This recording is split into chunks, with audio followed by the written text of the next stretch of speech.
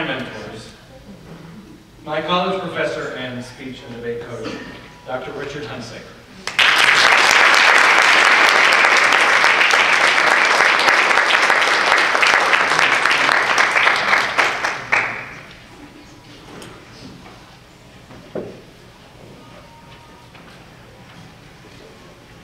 When Eric had finished and Marion was coming up, I leaned over to Marvin and told him, "You ain't gonna hear nothing like that."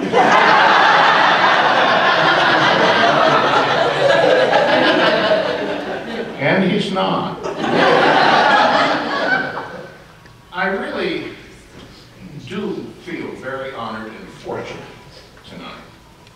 First of all, I'm joined by my wife of, what is it, 56 years?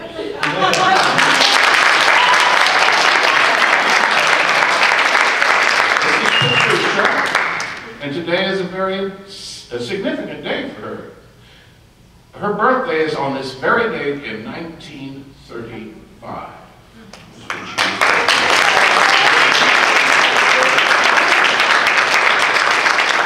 So, all these uses of the word old. She's 80 years young today.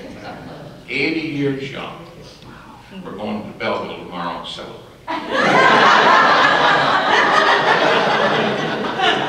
But she said she would help me here tonight with my task, and my task is to introduce my longtime friend, Marvin Kleinau.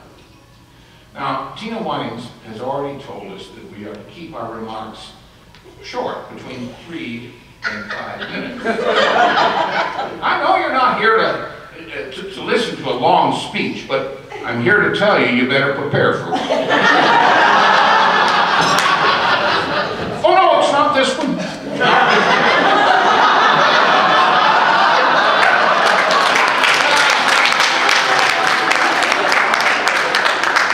Weeks ago, when Carol Harms asked me to write a letter supporting the nomination of Marvin Kleinau for the Connie Link Mentoring Award, well, I immediately agreed to do it.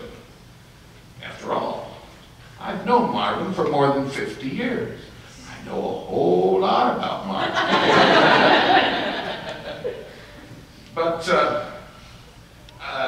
I knew that he certainly met all the qualifications for the Connie Link Mentoring Award, which are listed in the program, and I trust by now you have all read them. So I won't repeat them. I do want to say this, though. I hope you heard the speech that was given this afternoon by, I can't get her first name, Santorini. Judy, yes. In accepting the Herod, was the Herod, wasn't it? Sanford. Yeah, I'm old. The Sanford Award. What she said about mentoring just hit the spot. Exactly. So you can read how this award is defined, but if you can get a copy of her speech, you read about what mentoring is, she'll tell you. Anyway, let's get back to Marvin.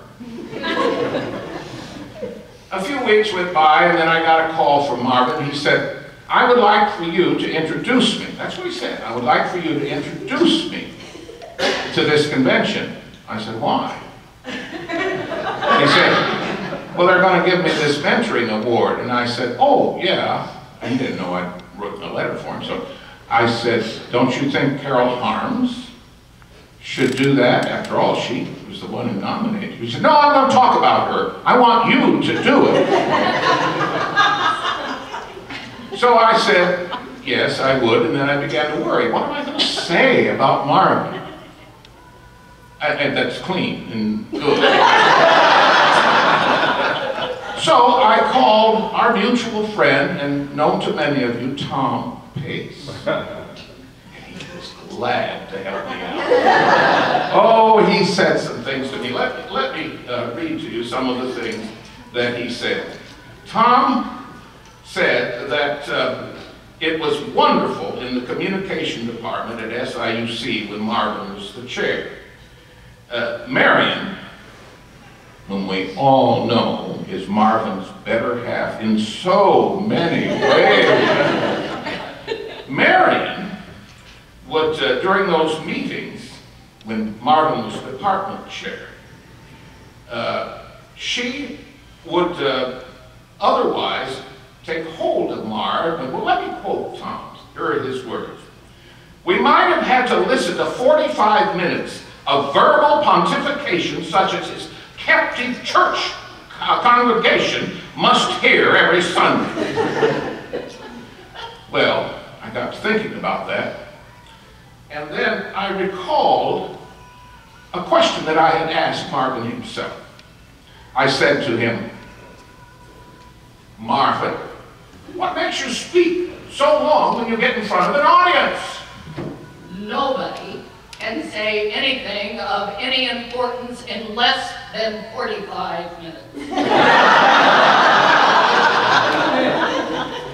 Now I am reminded at this point of the Gettysburg battlefield in 1863. If you know your history, you know there were two speakers, Edward Everett, who spoke for more than 2 hours, and Abraham Lincoln, whose famous Gettysburg Address was less than 3 minutes.